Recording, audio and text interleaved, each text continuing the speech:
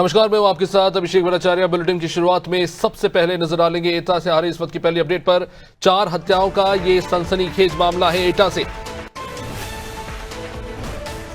बड़ी वारदात हुई एटा में। दंपत्ति से लेकर बहू और नातिन की बड़ी ही बेरहमी से हत्या कर दी गई है और करने वाले और कोई नहीं, कुछ बाहरी बदमाश हैं जिन्होंने घर में घुसकर तांडव मचाया। 4 लोगों का घर में घुसकर कत्ल कर दिया और वो भी ऐसे वैसे नहीं, ईंट से सर कुचलकर पूरे परिवार की हत्या की गई है। यह भयावह मामला एटा के कोतवाली क्षेत्र में पड़ने वाले नगला प्रेमी गांव का है। पूरे घर पर की दीवारें खून से सनी हुई है। भयावह घटना हुई है एटा के नगला प्रेमी गांव में, जहां पर बदमाशों ने घर में घुसकर इस जघन्य खूनी वारदात को अंजाम दिया है। शुरुआती तौर पर पुलिस फिलहाल इस मामले को लेकर जांच कर रही है। तस्वीर आप देख रहे हैं। एटा से हमारे सहयोगी प्रवीण इस वक्त हमारे साथ जुड़ चुके हैं। प्रवीण, जैसा कि इन तस्वीरों में आप देख रहे हैं, बड़ी ही जघन्य वारदात निकलकर सामने आ रही है। घर में घुसकर एक पूरे के पूरे परिवार का सर ईंट से कुचल दिया गया। शुरुआती तौर पर पुलिस की तरफ से क्या बयान निकलकर सामने आ रहा है, वहां पर क्या कुछ देखा आपने? सारी बोला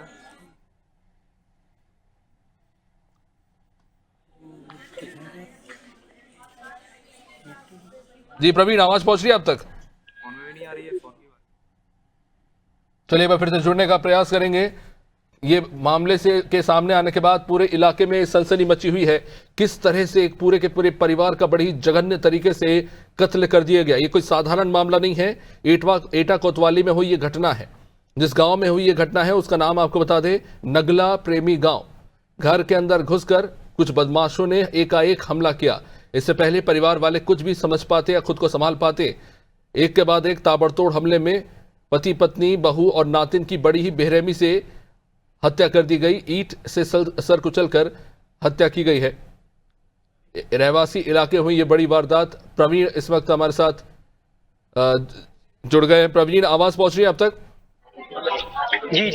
जी प्रवीण, ये बड़ी घटना जहां पे 4 लोगों की घर में घुसकर हत्या कर दी गई। अभी तक शुरुआती जांच में पुलिस क्या कह रही है, क्या कुछ देख रहे हैं आप वहां पर? बातचीत में क्या कुछ निकल कर सामने आ रहा है?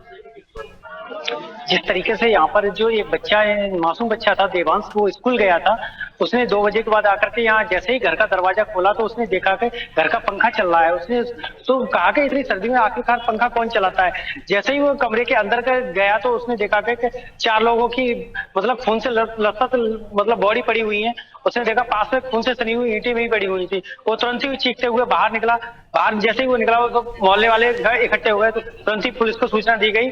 तो पुलिस आई है, फिर यहाँ पर इंक्वायरी की जा रही है। जैसा कि प्रथम दृष्टया ये लग रहा है कि यहाँ पे ईंटों से कुचल करके हत्या की गई है। जी प्रवीण, क्या लगता है, क्योंकि एक ही परिवार के 4 लोगों की घर में घुसकर हत्या हुई है, पुलिस का क्या अंदाजा है? क्योंकि जाहिर तौर पर किसी एक आदमी का तो ये काम नहीं है।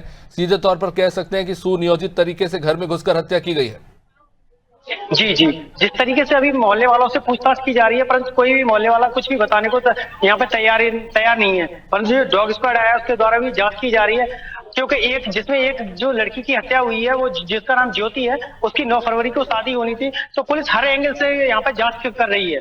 जी प्रवीण, जैसा कि तस्वीरों में आप देख रहे हैं, जिस घर में ये वारदात हुई है उसको देखकर क्या लगता है? क्या जबरन घर का गेट तोड़कर अंदर घुसने का प्रयास हुआ था, या फिर कह सकते हैं कि जान पहचान वाले होंगे? किस तरह से ये बदमाश अंदर घुसे और इस बार पूरी वारदात को अंजाम दिया? शुरुआती तौर पर क्या लग रहा है? नहीं, क्योंकि यहाँ पे जैसा लग रहा है कि जबरन गेट को तोड़ करके तो नहीं घुसे हैं, क्योंकि कोई जान पहचान वाला ही लग रहा है। आखिरकार दोनों तरफ सीसीटीवी कैमरे लग रहे हैं। पुलिस उनको कैमरों को खंगाल रही है। कोई ना कोई सुराग जल्दी पुलिस के हाथ लगेगा। प्रवीण, जैसा कि आपने बताया कि बच्चा स्कूल गया था और जब वापस लौटा तो पंखा चालू देखकर उसको शक हुआ। फिर देखा कि वहां पे परिवार के लोगों के शव बिखरे पड़े हैं। तो जाहिर तौर पर दिन के समय में इस पूरी वारदात को अंजाम दिया गया। ऐसे में ये बात अभी हैरान करने वाली है कि आसपास के किसी भी पड़ोसी को शक नहीं हुआ, क्योंकि इतना घना रहवासी इलाका है। बिल्कुल, जैसे कर ये घना एरिया है, यहाँ पर चारों तरफ रिहायशी इलाका है।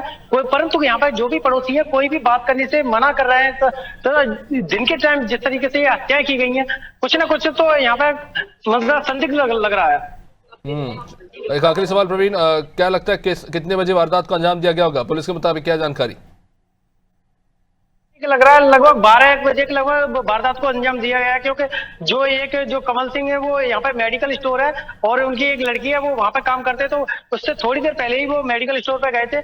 जैसे 2 बजे के बाद वो बच्चा आया, उसने जानकारी दी है, तब वो यहाँ से आए हैं। जी बहुत बहुत शुक्रिया प्रवीण जानकारी के लिए। तो देखिए लड़की जो है वो मेडिकल स्टोर गई थी 12 बजे के लगभग और बच्चा जो है 2 बजे स्कूल से लौटा और ये पूरा मामला निकल कर सामने आया। यानी कि इस पूरी वारदात को 12 से 2 के बीच अंजाम दिया गया।